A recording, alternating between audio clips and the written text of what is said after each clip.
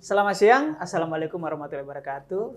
Salam sejahtera buat kita sekalian. Om Swastiastu, Namo Buddhaya, salam kebajikan, Tribuners dan Sobat Warta Kota. Jumpa lagi dengan saya, Domu Ambarita, Wakil Direktur Pemberitaan Tribun Network dan pemimpin redaksi Warta Kota.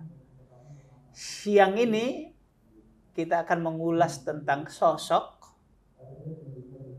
karena menyangkut sosok itu bisa menjadi inspirasi untuk pembaca, bisa menjadi penyemangat untuk pembaca yang tadinya mungkin kehilangan motivasi bisa jadi bangkit kembali.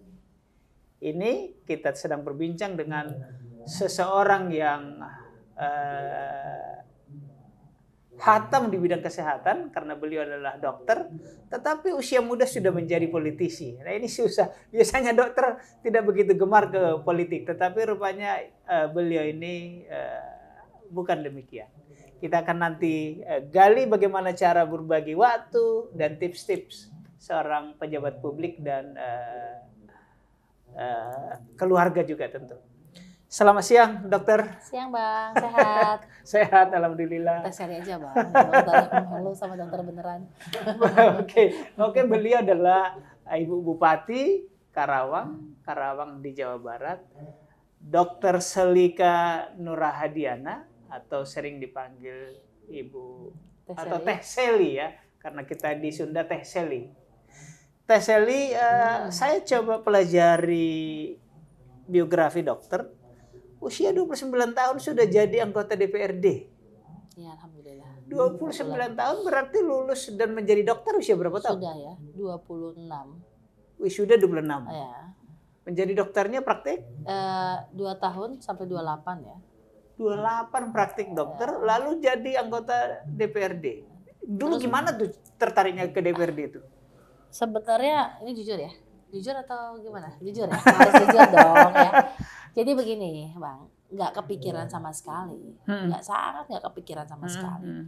Karena memang aku udah cita-cita tuh pengen jadi spesialis kulit atau ngambil obgyn ya. Jadi memang ya fokusnya memang profesional aja. Jadi jadi dokter fungsional, praktek, bikin praktek di rumah, ngurus anak-anak, ya itu lah ya. Aku pikir itu cita-cita yang normal dari semua angkatan aku yang jadi dokter pasti cita-citanya begitu. Nah memang pada saat itu di 2009 itu kan caleg itu dibutuhkan caleg perempuan. Caleg perempuan. Terus kebetulan om aku itu salah satu anggota DPR pada saat itu DPRD ya di Cimahi. Dari partai apa? Demokrat. Oh Demokrat ya, oke. Jadi waktu itu, aduh perlu caleg perempuan gitu kan. Aku panggilannya kakak kan, kakak mau nggak jadi caleg? Aduh enggak lah, aku bilang ya, aku nggak ngerti politik, aku mohon maaf ya, aku juga bingung mau ngapain, aku bilang enggak lah, namanya Om Cecep enggak lah, aku mah pengen serius di bidang aku aja gitu kan. Tapi memang deadline-nya itu dia ngejar terus ya, karena memang ternyata kuota 30% itu pada saat itu harus ya. Sehingga di 3 nomor urut pertama itu harus ada perempuan. 3 nomor urut pertama itu 4, 5, 6 itu harus ada perempuan. Kan 30% ya. Nah, akhirnya papa aku udahlah cobain ya. Mungkin dulu dia pengen jadi dewan kali ya. Tapi enggak juga sih.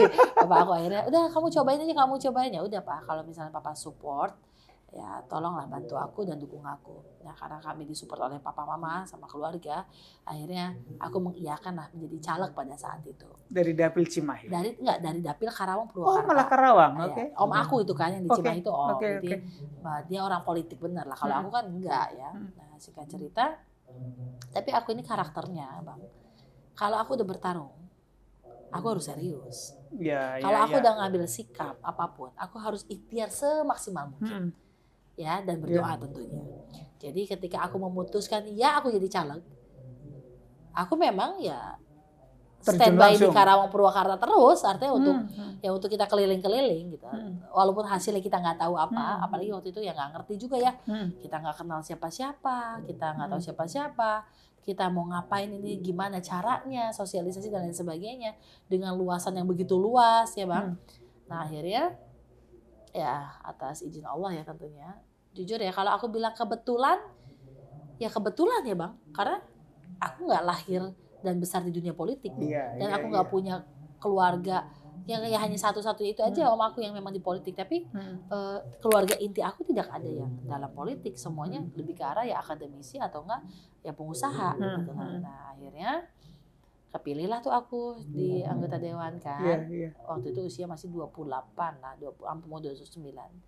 Nah 28 mau 29 aku jadi anggota dewan, di situ belajar ya. Waktu itu anak aku masih kecil lah, masih 2 tahun setengah, kemana-mana aku bawa ya bang. Kampanye pun dibawa. Abang boleh tanya ke semua teman-teman aku, kayak ada Pak Kang Ali, ada Pak Iyot ya Golkar, ada Teh Anti PDI, teman-teman aku yang sekarang udah 3 periode ya. Terus ada Pak Zul dari Demokrat, Pak Irfan dari Demokrat, pokoknya teman-teman aku dari PKS, pokoknya semua partai itu tahu bahwa aku setiap rapat pasti bawa Kifa, bawa anak aku yang sekarang udah SMA kelas 1. Nggak pernah aku tinggal sehari pun. Wih keren. Kunjungan kerja, jadi kalau nanti ngomong bagi waktu, jadi dan menurut aku itu lebih fleksibel daripada dulu aku jadi dokter. Kalau dulu jadi dokter bang, aku jaga IGD, nggak mungkin aku bawa anak, ya kan? Terus kita jaga IGD itu bisa biasanya 2 kali 24 jam, 2 hari baru pulang. 2 hari gitu. Ya. Kita tergantung kita dapat shift yang mana nih kan kita. Nah, jadi aku dalam hati aku nih, wah ternyata kalau kita ya aku jadi DPR pada saat itu, DPRD provinsi pada saat itu, aku bisa lebih ngatur jalan sama anak aku dan kerja aku bawa anak gitu loh bang. Kadang-kadang aku lagi kalau misalnya kita lagi kunjungan kerja, anak bisa di dalam hotel di kamar, aku rapat gitu kan. Tapi kan minimal nggak jauh dari aku. Nah itu di usia ke 30 tahun, karena pada saat itu Bupati saya Pak Haji Ade Suara waktu itu membutuhkan wakil karena pada saat itu komposisi kursi kami lebih besar. Makanya sempat menawarkan lah ke aku, mau nggak nih jadi wakil bupati kan gitu. Yang pada saat itu yang nawarin Kang Saan Mustafa. Oh Kang Saan Mustafa, ya. Aku akhirnya ya dengan dinamika sempat mundur dan sebagainya, akhirnya aku memutuskan lah bersedia menjadi wakilnya Pak Haji Ade Suara. Ya lanjut sampai hari ini, aku ternyata ya apa ya. Belajar dengan keadaan, belajar dengan pengalaman, belajar dari banyak orang. Aku coba untuk berkomunikasi, aku coba untuk ingin tahu lebih gitu loh.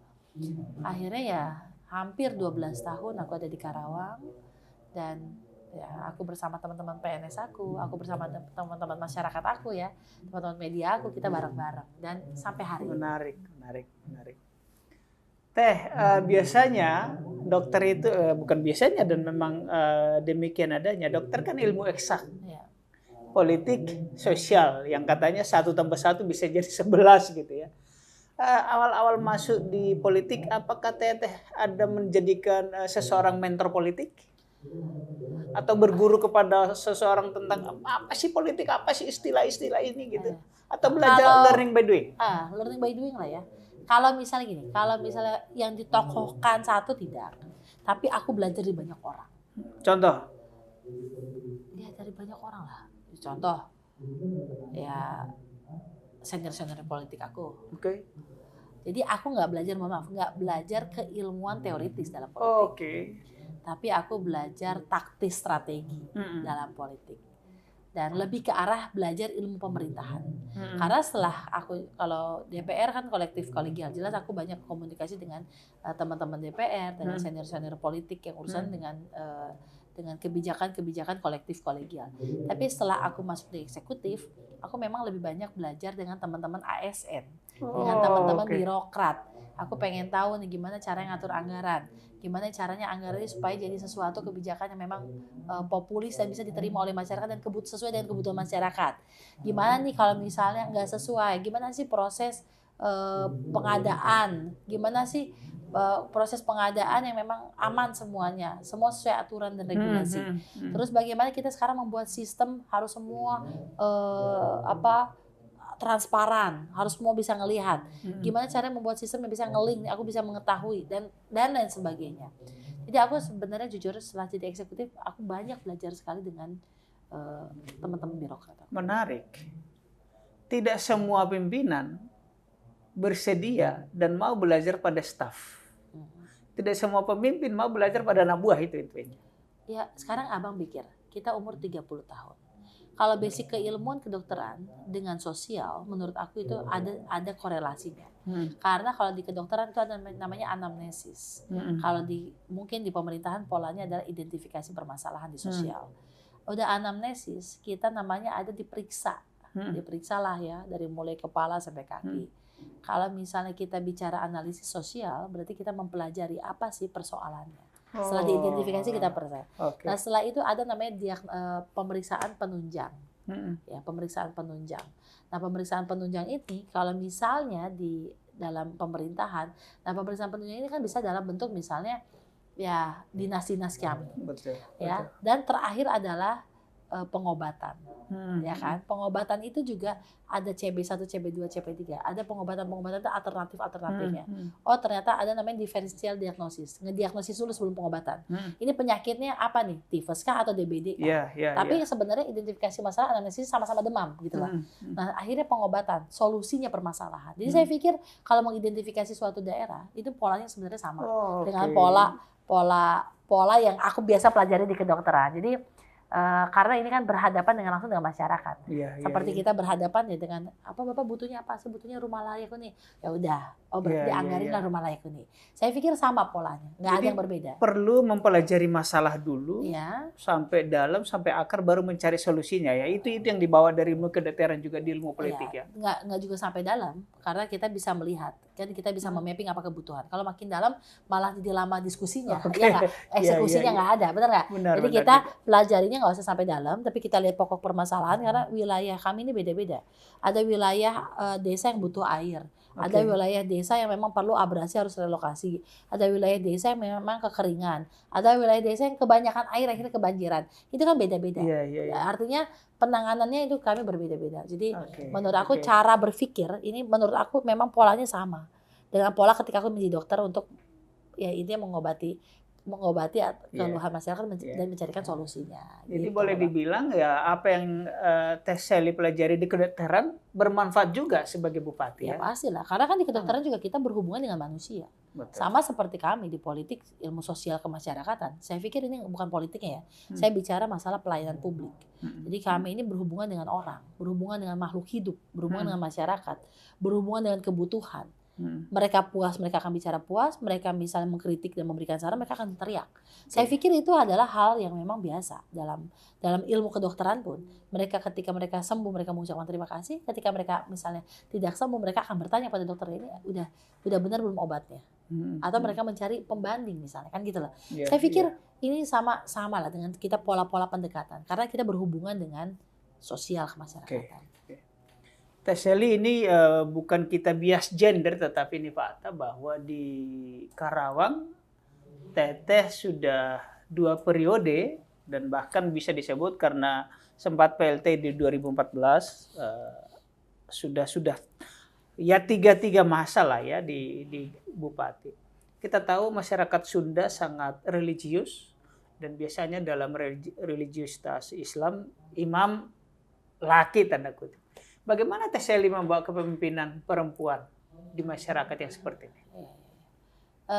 Alhamdulillah ya, komunikasi dengan para alim ulama di sini juga itu beliau-beliau lah yang justru menjelaskan kepada publik kepemimpinan perempuan dalam suatu negara atau dalam suatu kepemerintahan ini berbeda dengan kepemimpinan perempuan dalam suatu rumah tangga atau dalam ketika kita melaksanakan ibadah salat. Jadi saya pikir itu sudah clear, tidak ada pembiasan atau paradigma atau opini atau walaupun itu sempat dihembuskan oleh ya teman-teman oposisi politik kami ya, tapi ternyata itu tidak menjadi sesuatu hal yang baku. Dan hari ini juga masyarakat kan sekarang bagaimana, mohon maaf, kepemimpinan ini kan tidak berbicara masalah perempuan atau laki, tapi bagaimana kepemimpinan itu adalah sebagai suatu kepercayaan masyarakat. Betul. Entah itu seorang laki-laki atau seorang perempuan yang memang ingin mengabdikan diri untuk berbuat buat daerahnya, kan saya pikir begitu. Betul. Baik. Teh, kita lanjut. Sudah periode kedua memimpin Karawang. Bagaimana sih pola kepemimpinan Teh Sally, transparansi atau pola manajemen lah? Ya, pola manajemen sekarang kan udah era digitalisasi ya Bang. Jadi semua ini masyarakat ini membutuhkan, apalagi kita tahu lah medsos ini sangat berperan aktif. Orang bisa direct langsung dengan pemimpinnya. Orang nggak suka bisa nge-tag kita. Orang perlu apa bisa nge-tag kita. Itu di satu sisi jujur kami sangat terbantu dengan adanya media sosial. Walaupun kalau memang ada, mohon maaf ya, ada indikasi hal-hal yang tidak baik, biasanya saya tidak terlalu mengakomodir. Tapi kalau memang yang menjadi kewajiban saya untuk membantu masyarakat, ini wajib saya tindak lanjuti. Nah, pola kepemimpinan kami, alhamdulillah dengan adanya sekarang ini pengaruh media sosial yang begitu besar dan memang atas juga instruksi dari pemerintah pusat, sistem-sistem ini kami perbaiki semua.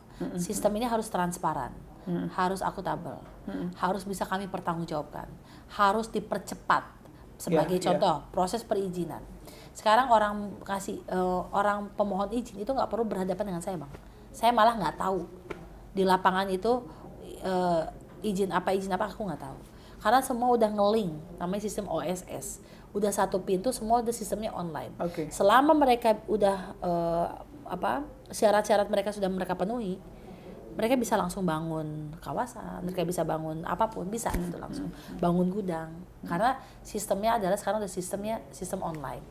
Buat kami ini membantu, membantu untuk menjaga integritas kami. Ya kan. Terus juga misalnya pelayanan-pelayanan yang rentan dulu ya, rentan dulu itu udah nggak ada seperti itu lagi.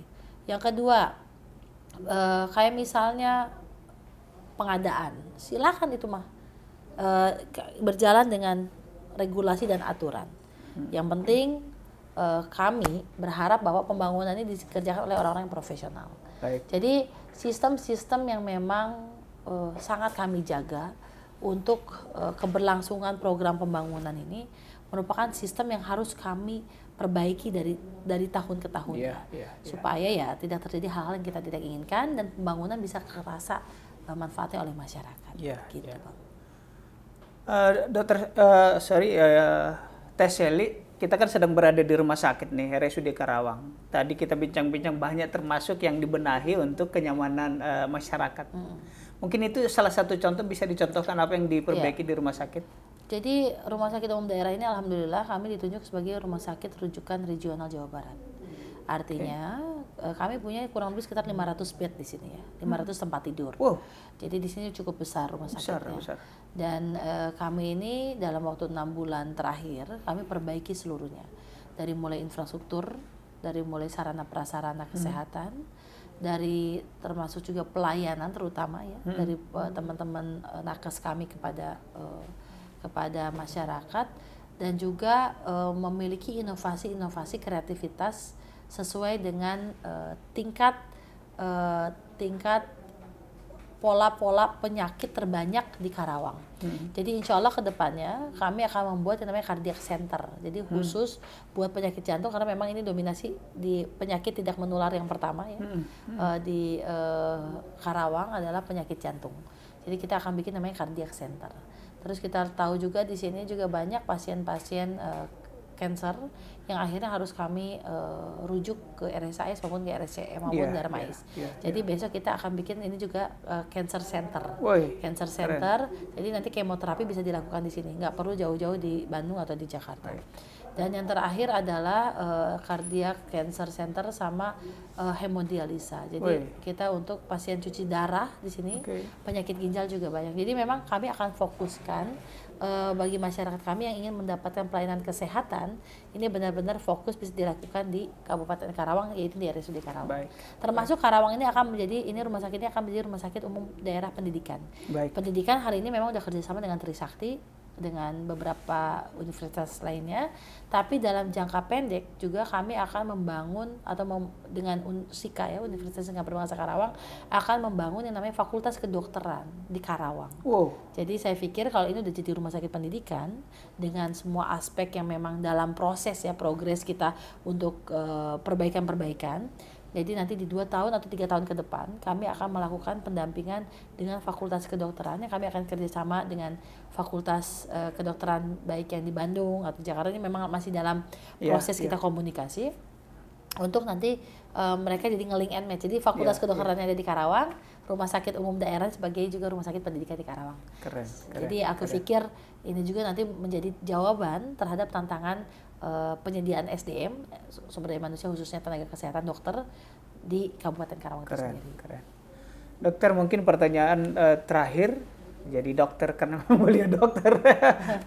Teh Sally, bagaimana kami mengikuti informasi-informasi bahwa Teh Sally ini karena kesibukannya tidur tidak sesuai dengan standar dokter, katanya harus 7 jam 8 jam. Sedangkan Teh Sally hanya 4. Bagaimana cara membagi waktu? Kan sebenarnya kualitas ya. Jadi saya kalau misalnya memang ada acara pasti kita bisa tidur. Dan alhamdulillah saya bisa tidur dimanapun. Di mobil bisa tidur, ngampar bisa tidur, ya di lantai bisa tidur. Ada orang harus tidurnya di kasur. Tapi kalau aku sih alhamdulillah dimanapun bisa tidur. Jadi saya pikir yang penting kan kualitas kita istirahat. Jadi saya pikir selama ini sih alhamdulillah ya ritme kualitas ini terjaga. Jadi misalnya Bang tadi sebelum kesini misalnya bisa aja tidur sebentar, nyenyak ya. Yang penting kan kualitasnya. Tapi kalau ya kan kalau nyenyak walaupun sebentar nyenyak, itu daripada kita yang misalnya tidak nyenyak alias ego ya walaupun lama juga kan kadang-kadang suka jadi tidak produktif gitu waktu istirahat kita. Jadi saya pikir sebenarnya lebih ke arah kualitas saja, kualitas kita istirahat. Tapi hal terpenting, kurang tidur bukan begadang tak berguna seperti lagu ya. Ini begadang karena kesibukannya Teh Sally ya. Ya, karena memang aku berusaha on call, Bang. Jadi kita banyak kasus-kasus ya di Karawang yang memang memerlukan kita reaksi yang cepat ya, aksi yang cepat. Jadi pernah satu kejadian di Karawang ini jam 11 atau jam 12 saya ditelepon ada mahasiswa kami yang terjebak dalam suatu gua yang kemungkinan pada saat itu tidak akan tertolong, tapi kan kita harus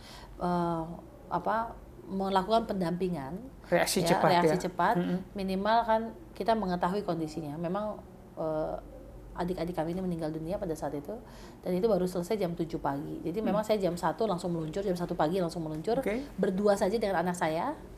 Pada saat tanpa pengawalan? Ya karena kan orang udah pada pulang, udah pada tidur udah pada istirahat. Jadi saya juga mungkin mengganggu. Kita waktu itu ke daerah selatan ya, di daerah Pangkalan. Ya kita sampai jam 7 pagi ya. Jadi kita jam 1 dini hari sampai jam 7 pagi. Jadi itu kejadian dan kami juga selalu melakukan rapat-rapat koordinasi ini biasanya sampai jam 2 pagi, jam 1 pagi karena saya bisa bertemu atau kita bisa berkomunikasi, berkonsultasi setelah mereka melakukan tugasnya masing-masing sampai sore. Jadi saya pikir ya memang diperlukan bukan totalitas, kesungguhan, semangat, jangan dijadiin beban, malah justru dijadikan ini semangat kita. Makanya kalau nanti mungkin abang bisa komunikasi dengan para ASN kami, saya tahu detail. Oh ini, malah mereka kadang-kadang suka lupa. Oh ini bu di sini ini anggaran sekian. Kalau saya karena saya selalu rapat sama mereka, jadi saya mendengar langsung dari mereka. Jadi ya kadang-kadang bisa secara detail mengetahui. Keren. Gitu Bang. Terima kasih Bu Bupati, luar biasa bincang-bincang. Saya tidak akan bertanya apa next karena saya yakin kita masih akan bertemu. Ya. Jadi saya selalu Ibu Bupati semakin sukses memimpin Karawang, masyarakatnya sejahtera, adil dan makmur. Amin. Terima kasih Tribuners. Wassalamualaikum warahmatullahi wabarakatuh. Waalaikumsalam warahmatullahi wabarakatuh.